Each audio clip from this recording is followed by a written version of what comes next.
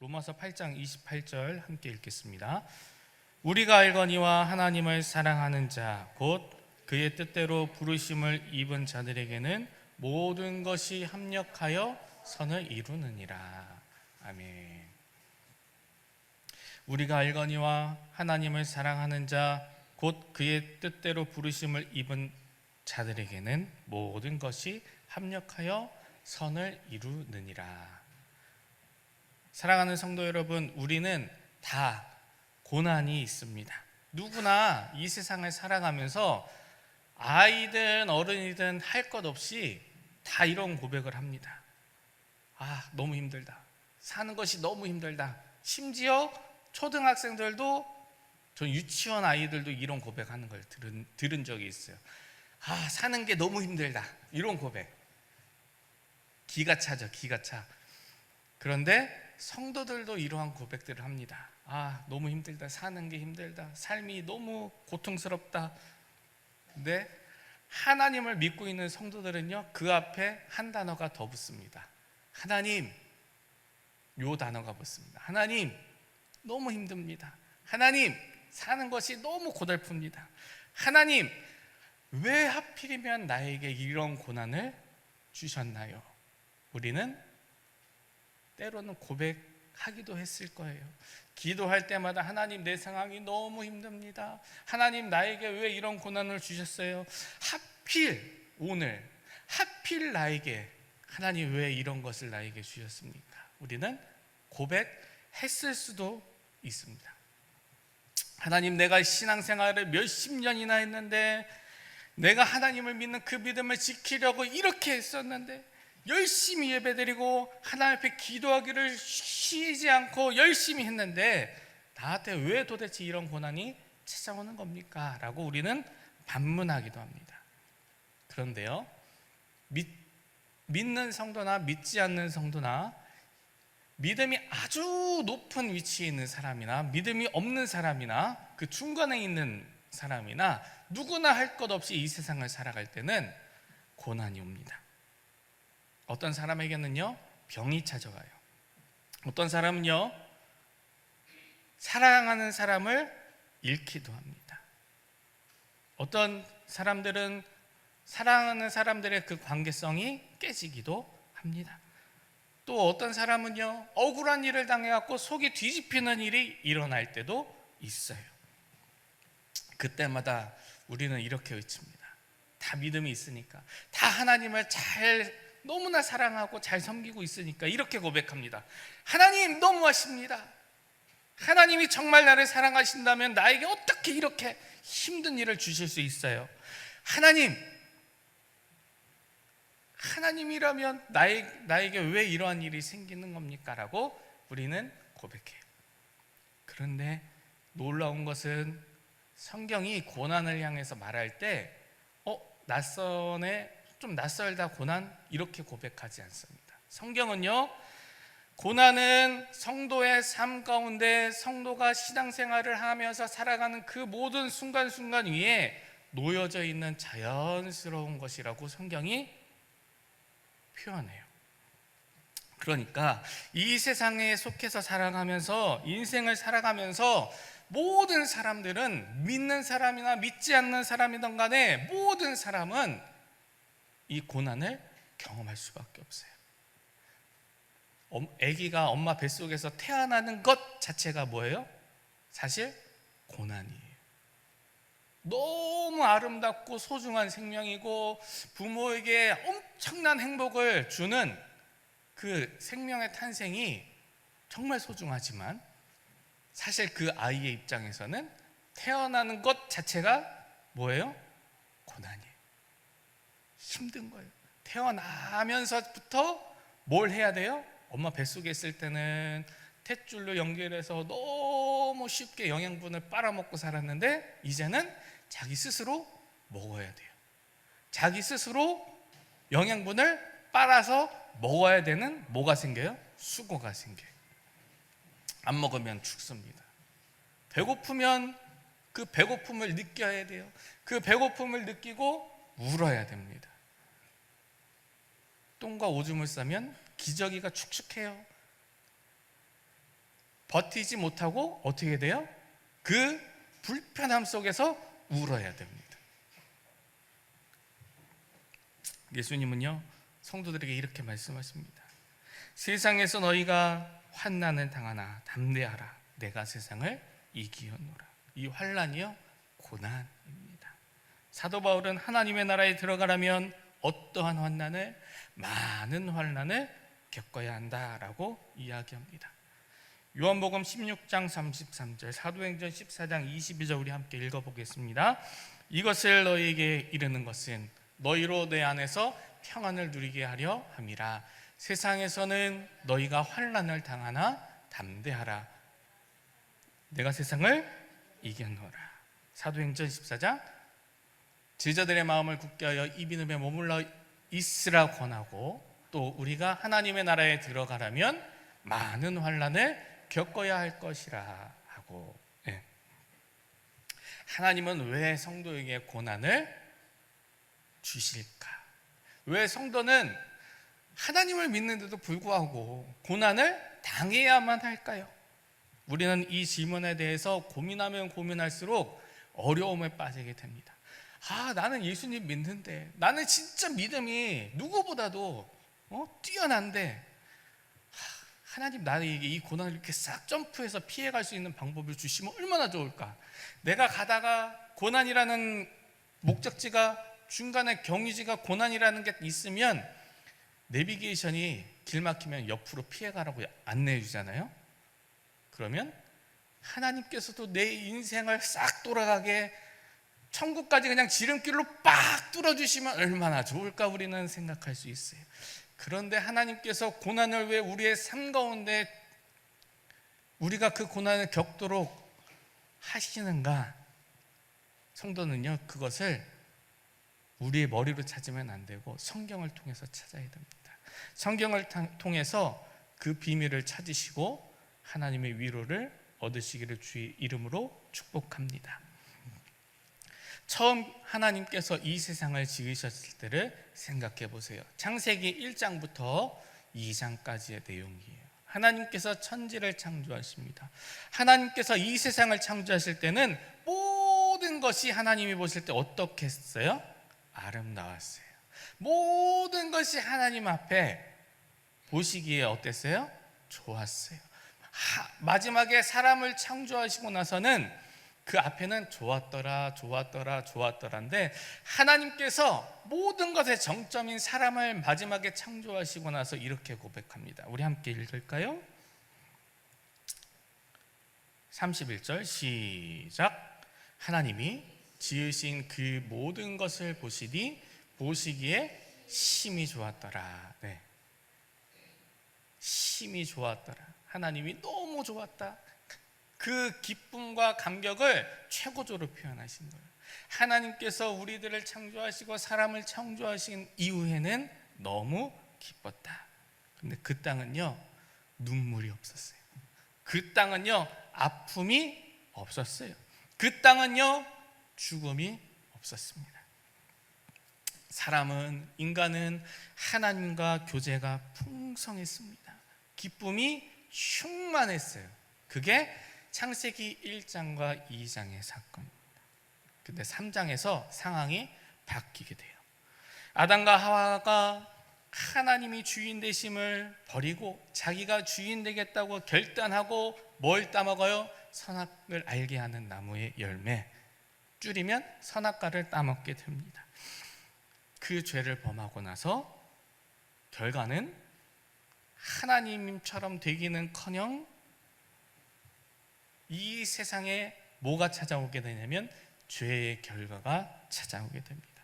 자기들도 저주받고 이 세상도 자기들이 밟고 살아가는, 숨쉬며 살아가는 이 세상도 함께 저주받게 됩니다. 창세기 3장 17절에서 18절이에요. 아담에게 이르시되 내가 내 아내의 말을 듣고 내가 내게 먹지 말라 한 나무의 열매를 먹었은즉 땅은 너로 말미암아 저주를 받고 너는 내 평생에 수고하여야 그 소산을 먹으리라. 땅이 내게 가시덤불과 엉겅퀴를 낼 것이라. 내가 먹을 것은 밭의 채소인즉. 그때부터 인간은 땀을 흘려야 먹게 되었습니다. 피조물 전체가 누굴 통해서요? 아담을 통해서 저주를 받게 되었어요. 처음에 하나님께서 창조하신 이 세상은 완벽했어요.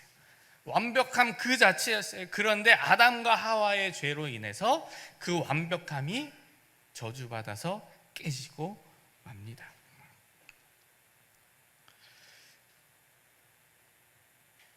우리가 겪는 고난은 그냥 단순한 일, 그냥 우연한 일, 어떠한 사건의 일련들이 아닙니다. 우리가 겪는 고난은 죄로 인해서 찾아온 이 세상 살아가는 모든 존재들에게 필연적으로 겪어야 하는 죄의 결과고 현실이에요. 사람만 겪느냐? 아니에요. 동물들도 겪습니다. 나무들도 식물들도 겪어요. 공중에 나는 새도 똑같이 겪습니다. 뿐만 아니에요. 땅도 겪어요. 공기도 겪습니다. 질병, 자연재해, 억울한 일, 관계 파괴, 죽음, 이 모든 것이 엉겅퀴를 내는 땅에서 살아가는 인간의 현실이다라는 것이 성경의 진단이에요. 성경의 진단. 성도 여러분, 이 고난이라는 것은 우리가 고난이라는 것을 생각할 때에 힘든 일로 단순히 생각할 수 있습니다. 그런데 이 고난은 또 시험이라는 것과 우리가 많이 혼동해서 사용하기도 합니다. 그런데 이 고난과 시험에 대해서도 이게 비슷하지만 다르거든요. 성경에서는 어떻게 표현하는지 함께 살펴보았으면 좋겠습니다. 고난은 누구나 겪습니다. 고난은요, 누구나 겪어요. 이 세상을 살아가는 모든 사람이 다 겪어요. 믿든지 안 믿든지 간에 다 겪는 것이 뭐예요? 고난입니다. 죄된 세상에서 살아가면서 피할 수 없는 그 결과들이 고난입니다. 그런데 시험은요, 의미가 분명합니다. 학교에서 시험을 치를 때, 우리 학생들이 있는데 학교에서 시험을 치를 때에 시험을 치르는 목적이 분명합니다. 이 학생이 얼마만큼 학업의 성취도를 가지고 있느냐, 지금까지 배운 것을 이해했느냐, 이해하지 못했느냐를 점검하는 수단이기도 합니다. 이 사람이 얼마나 뛰어난지, 뛰어나면 축하해주고 이러려고 사실 시험 보는 게 아니에요. 얼마만큼 잘 지금까지 배운 것을 소화했는지, 이해했는지를 살펴보고자 하는 것이죠. 시험은요, 그 의미가 분명해요. 고난의 한복판에서 시험을 받을 수 있습니다. 그 시험의 순간은 믿음이 드러나고 단련되는 어떠한 순간이냐? 영적인 순간임을 기억하시기 바랍니다. 근데 이 시험에는요, 두 가지가 있어요. 첫 번째는 하나님이 주시는 시험이 있고요. 두 번째는 누가 주는 시험이 있을까요? 마귀가 주는 시험이 있습니다. 하나님이 주시는 시험은 믿음을 세우는 거예요. 성도의 믿음을 세우는 시험입니다. 이 성도의 믿음을 더욱더 굳건하게 세우시는 하나님의 분명한 목적이 있습니다. 아브라함에게 이삭을 바치라고 한 사건 기억하실 거예요. 그 아브라함에게 이삭을 바치라고 하는 그 사건은 이 사람을 통해서 이 아브라함이 누구를 더 신뢰하고 붙잡게 만드는 시험이었을까요? 하나님을 더 신뢰하고 하나님을 더 붙잡게 하는 그 시험의 현장이었습니다. 아브라함이 이것을 얼마나 힘들었겠어요. 자기 자식을 바쳐야 되는 그 하나님의 명령이. 그럼에도 불구하고 순종까지 나아가는 그 모습을 하나님께서 만들어 가시는 거예요. 이 아브라함에게는 너무나 힘든 과정이었죠. 모리아산에 올라가는 그 발걸음이 얼마나 무거웠을까요? 사랑하는 아들이 아무것도 모르고 아버지, 재물은 어디 있어요? 이렇게 물어볼 때, 야, 재물은 너야 임마, 이렇게 말할 수 없는 아버지의 그 심정. 아브라함은 너무 힘들었을 겁니다. 하지만 그 시험의 자리에 올라섰을 때에 개입하신 하나님의 은혜를 경험하면서 하나님께서 나를 바로 세우시고 내가 더 하나님을 신뢰하고 하나님을 끝까지 붙잡게 하시는구나, 아브라함은 깨달았을 거예요. 그런데 사탄의 시험은요 달라요. 목적이 다릅니다. 이 사탄의 시험은요 성도를 잘 되게 하려고 주는 것이 아닙니다. 성도가 무너지게 하는 것이 주된 목적이에요. 경제적으로 무너지는 것 사탄에게 큰 관심이 없습니다. 육체적으로 무너지는 것도 큰 관심이 없어요. 이 사탄의 주된 목적의 그 시험의 주된 목적은 하나님을 떠나는 것에 관심이 있습니다. 욥에게 시험했던 이 사탄의 모습들을 우리는 성경을 통해 욥기를 통해서 잘 볼 수 있는데, 사탄은요 이 세상을 두루 다니면서 하나님 앞에 나가요. 그리고 이렇게 얘기합니다. 하나님,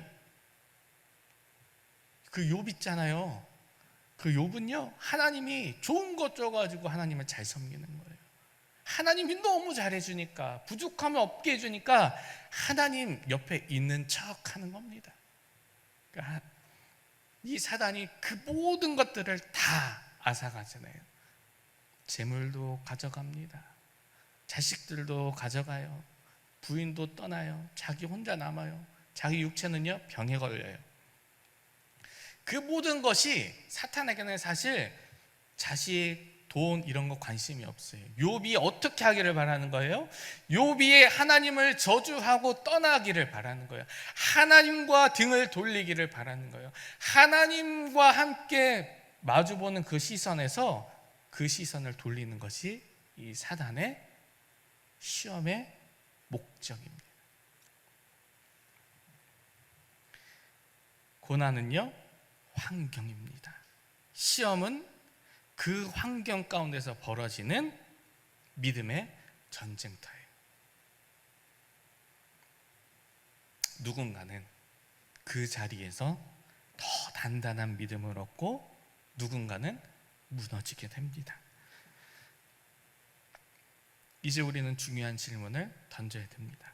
하나님이 이 세상을 다 주관하시는 주권자라면 나에게 왜 이런 고난을 허용하실까? 그 답은 섭리 안에 있습니다. 이 섭리는요 신학적인 단어입니다. 신학적인 단어라서 어려울 수 있는데 제가 잘 설명해 드릴게요. 이 섭리라는 단어는 하나님의 분명한 목적이 있어요. 하나님께서 목적하신 바가 있어요. 하나님께서 목적하신 그 바에 따라서 이 세상을 창조하셨습니다. 그리고 창조하신 이 세상을 하나님께서는 쉬지 않고 이끄시고 당신의 계획과 목적에 따라 끌어가셔요. 줄여서 얘기하면 섭리는 하나님의 일하심이다 라고 이야기할 수 있습니다. 많은 사람들은 이 세상이 자연적으로 태어났다고 이야기합니다. 또 어떤 사람은요 하나님께서 창조를 했는데 처음에 손가락을 탕 튕겨갖고 창조를 한 것 같아. 근데 하나님은 방관하고 계셔. 그 이후에 알아서 온갖 생물들이 자라고 서로 번식하고 자연스럽게 그냥 그렇게 크는 거야 라고 생각하는 사람도 있어요. 하지만 그런 게 아니라 하나님의 섭리는 매 순간순간 역사 속에서 매 순간순간 우리의 삶 가운데서 하나님께서 목적대로 창조하신 하나님의 뜻과 목적대로 그 모든 것을 이끌어가고 계신다 라는 것이 섭리입니다. 이게 이제 신학적인 의미에서 섭리예요. 어렵죠? 어려워요. 쉽게 얘기하면 섭리는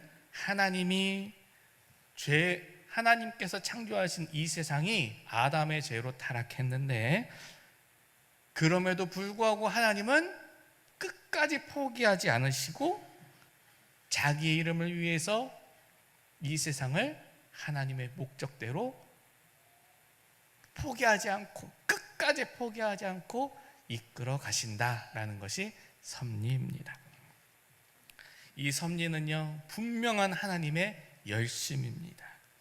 지금도 포기하지 않고 끝까지 주의 자녀들을 향해서 손길을 펼치시는 하나님의 은혜의 손길이에요. 이 하나님의 섭리 안에서 고난은 이렇습니다. 죄의 결과로 나타난 고난조차도 하나님은 버려두지 않는다라는 거예요. 그것까지도, 그 고난까지도 붙잡아서 하나님은 선하신 뜻을 이루는 도구로 사용하십니다. 이것이 바로 로마서 8장 28절의 바른 해석이에요. 한번 볼까요? 하나님을 사랑하는 자, 곧 그의 뜻대로 부르심을 입은 자들에게는 모든 것이 합력하여 선을 이루느니라. 하나님께서 일하시는 방법이에요.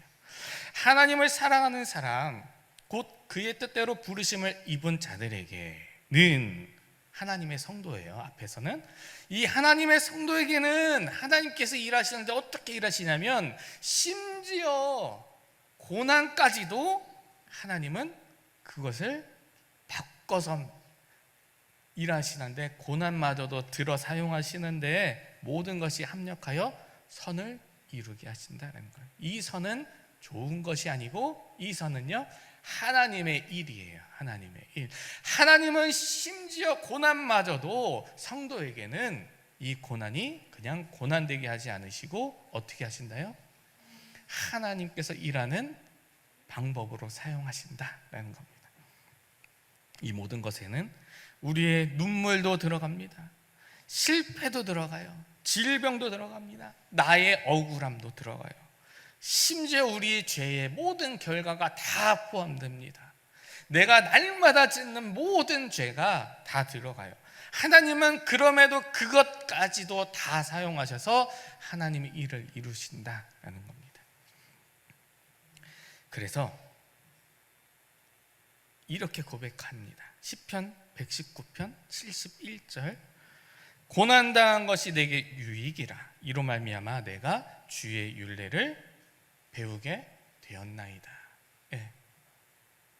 고난이여 내게 유익이래요. 왜요? 내가 이것들로 주의 율례를, 하나님의 마음을 깨닫게 되는 거예요. 하나님의 율법을 더 이해하게 된다라는 겁니다. 다윗은 이야기해요. 내 인생에 고난이 없었다면요, 내가 주의 말씀을 이렇게 깊이 있게 이해하지 못했을 겁니다. 이렇게 고백하는 거예요. 성도 여러분, 다윗만큼 험난한 그 인생을 겪은 사람은 아마 없을 겁니다. 수많은 전쟁을 치렀어요. 자기의 교만함으로 꾀를 부리고요, 이쁜 여자를 택했습니다. 그 밧세바와 부적절한 관계 속에서 태어난 아들은 죽고 말았습니다. 심지어 사랑했던 아들 또 압살롬이 있었는데, 이 압살롬은요 아버지를 몰아내고 자기가 왕이 되고자 쿠데타를 이르러서 예루살렘을 차지했었습니다. 반란을 일으켰죠. 그러면서 다윗은요 쫓겨나가지고 이방 나라에서 어떠한 짓까지 했냐면, 살아남기 위해서 미친 짓까지 했어요. 자기가 정신병자인 것처럼 행동하기까지 했어요. 그런 다윗이 이렇게 고백하는 거예요. 시편 119편 71절에서 이전의 삶을 회상하면서 하나님의 은혜를 기억하는 겁니다. 우리의 인생에 있어서요 고난은 힘이 듭니다. 그런데 이 고난은 하나님 없는 인생에 있어서는 망하는 사건이에요. 그 고난의 시점은요 내 인생이 끝나는 겁니다. 하지만 하나님의 사람들에게 있어서 이 고난은 말씀을 배우는 학교가 됩니다. 신앙을 더 깊게 만드는 훈련장이 될 줄 믿으시기를 주 이름으로 축복합니다. 히브리서 말씀을 더 깊이 볼까요? 히브리서 12장 10절에서 11절이요. 그들은 잠시 자기의 뜻대로 우리를 징계하였거니와 오직 하나님은 우리의 유익을 위하여 그의 거룩하심에 참여하게 하시느니라. 무릇 징계가 당시에는 즐거워 보이지 않고 슬퍼 보이나 후에 그로 말미암아 연단을 받은 자들은 의와 평강의 열매를 맺느니라. 네. 이것이 성경에서 고난을 아주 잘 설명하는 구절입니다. 너무 힘들지요. 지금 히브리서 기자가 이 히브리서를 쓸 당시의 상황이 너무나 힘들지요. 예수님을 믿는 믿음을 지키면 생명이 왔다 갔다는 순간, 신앙을 지키면 가정이 무너질 수도 있고 내가 죽을 수도 있는 상황, 공동체가 무너질 수도 있는 상황, 그럼에도 불구하고 고난에 대해서 설명합니다.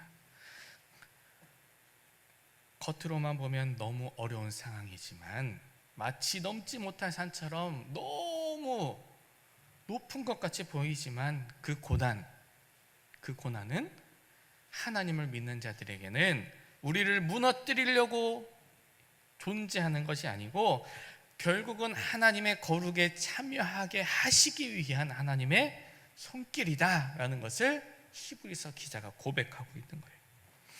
이 고난을 통해서 하나님께서 어떻게 일하시냐면 세상 사람들은 고난만 바라보고 자포자기하고 실망하고 맙니다. 그 자리에 주저앉고 말아요. 하지만 하나님의 사람들에게 이 고난이라는 것이 딱 주어졌을 때 하나님은 어떻게 일하시냐면 그 사람의 눈을 들어서 누굴 보게 하시냐면 고난이 아니라 하나님을 보게 하실 줄 믿습니다.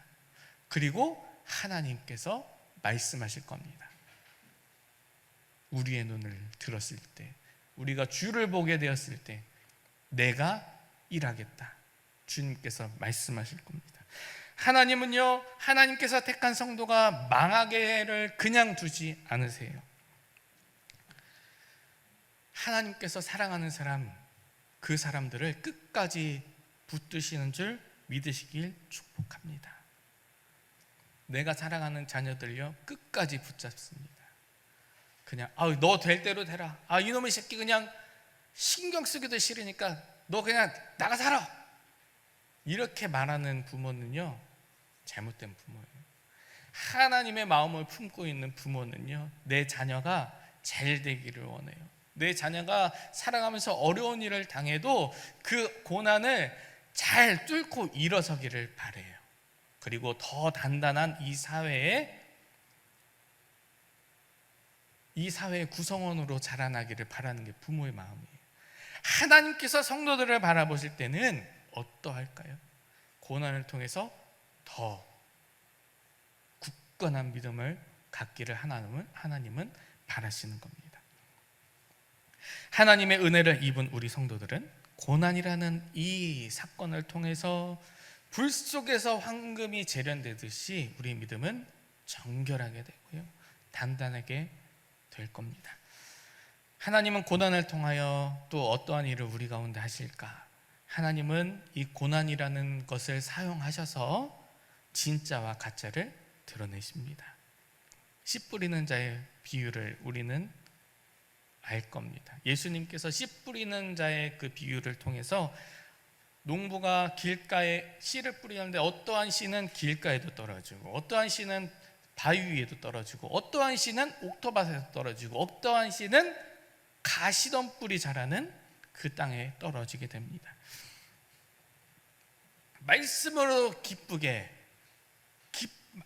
말씀을 기쁨으로 받았는데 환난이나 박해가 오자 어떻게 돼요? 그 씨가 자라요? 못 자라는 거예요. 엉겅퀴 가시덤 뿔이 자라는 그 씨앗을 찌르니까요 못 자라는 거예요. 바위에 있으니까요 말라서 못 자라는 거예요. 길가에 뿌려지니까요 새가 와서 쪼아 먹으니까 못 자라는 겁니다. 환난이나 박해가 오자 넘어지는 사람들이 있더라라는 겁니다. 이 고난이 오면 껍데기는 다 날아갑니다. 껍데기는요 무너집니다. 뭐만 남아요? 진짜만 남더라라는 것이 예수님의 말씀의 핵심입니다. 천류역정 존 버년이 쓴 천류역정이라는 책이 있어요.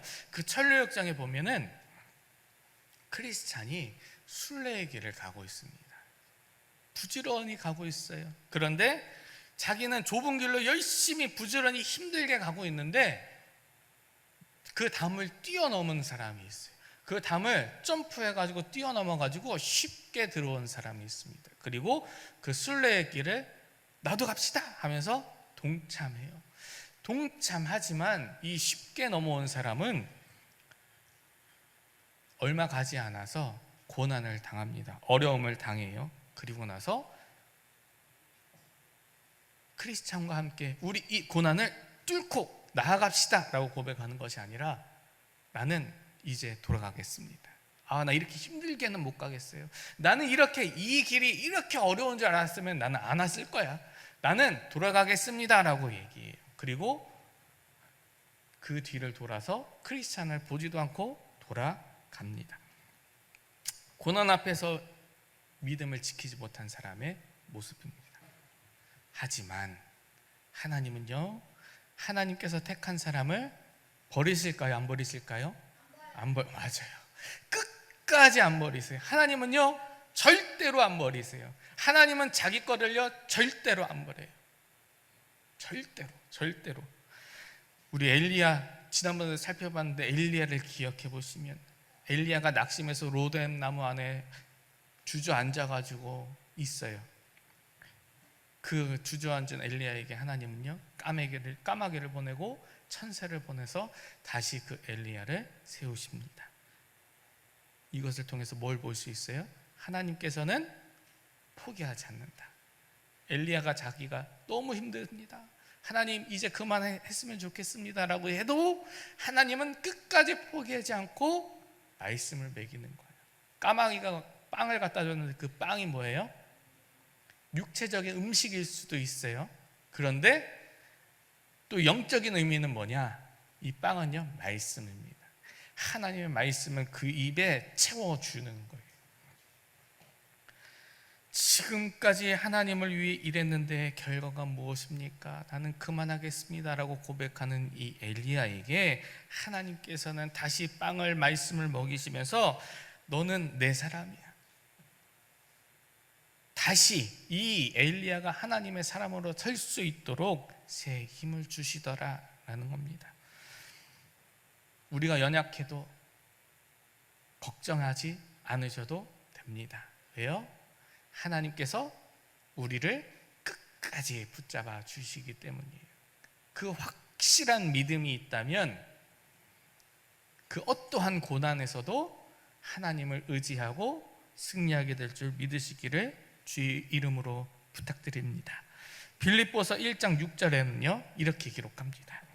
너희 안에서 착한 일을 시작하신 이가 예수 그리스도의 날까지 이루실 줄을 우리는 확신하노라. 네. 너희 안에서 착한 일, 이 착한 일은요 뭐예요? 하나님의 일입니다. 착한 일은요 하나님의 일이에요.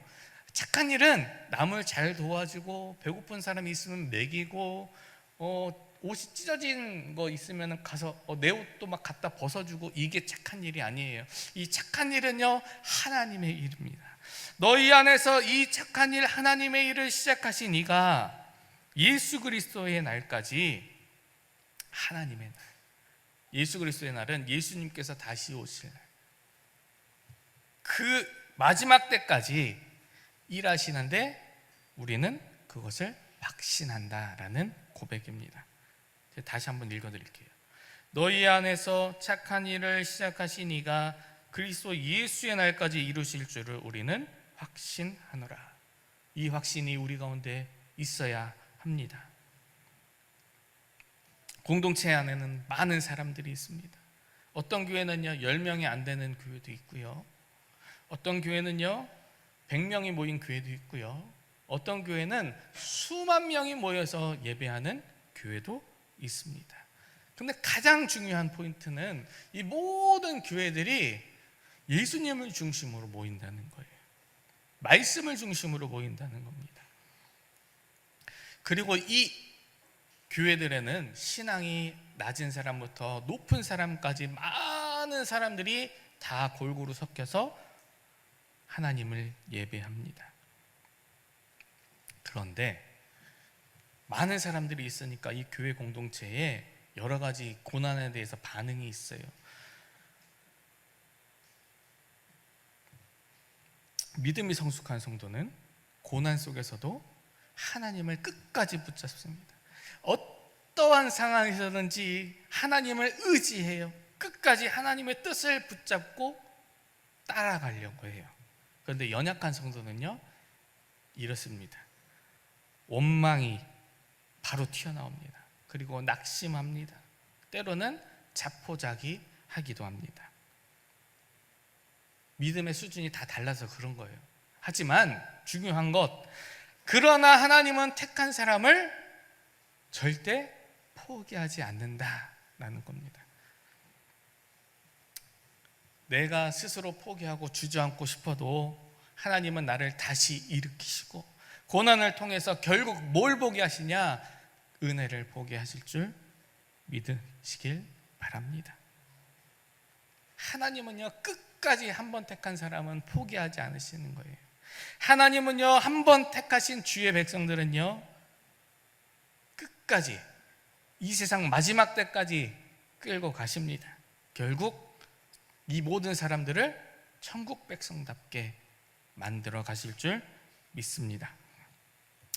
이 고난을 하나님께서 우리에게 허락하시면서 허용하시면서 성도에게 하나님께서 요구하시는 것이 있는데, 그것이 뭐냐면 너희가 이 고난을 이 세상 가운데 어쩔 수 없이 받는 그 고난, 이 세상을 살아가면서 어쩔 수 없이 닥치게 되는 그 모든 고난의 상황 속에서 너희가 믿음을 가진 그리스도인으로서 하나님을 사랑하는 주의 자녀로서 살아갈 때에, 그 고난의 자리 가운데 나아갈 때마다 매 순간순간 하나님의 도우심, 그 하나님의 은혜를 경험하면 경험할수록, 그 고난 속에서 하나님을 경험하면 할수록 우리 믿음이 더 성숙하게 되는 하나님의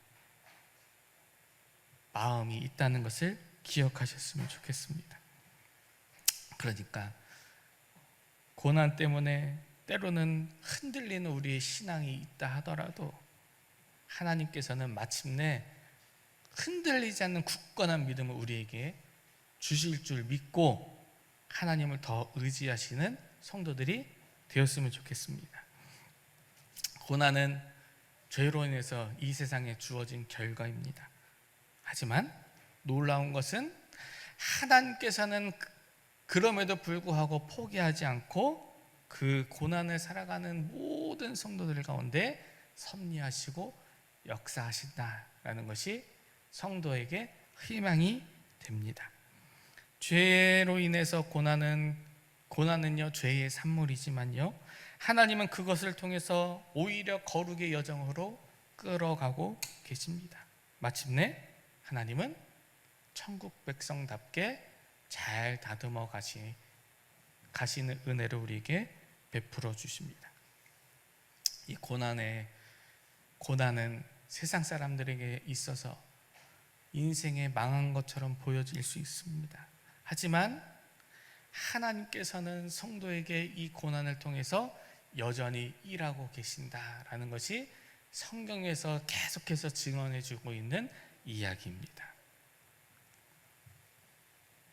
고난을 통해서 하나님은 우리의 믿음을 연단하십니다.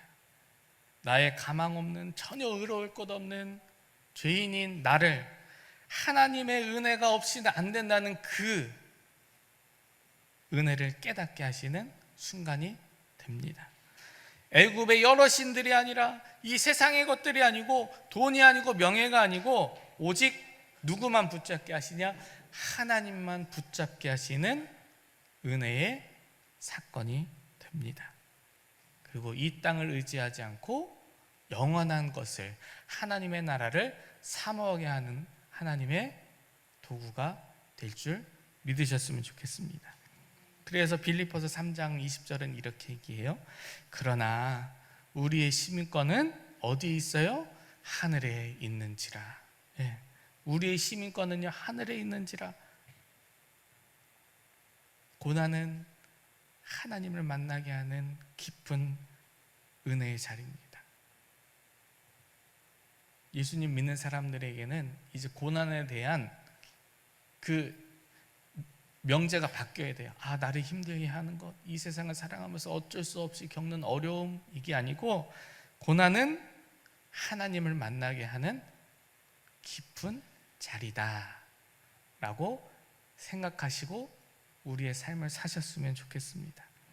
고난 속에서 하나님을 만나게 되는 그 은혜를 경험한 사람은요, 이렇게 고백할 수밖에 없습니다.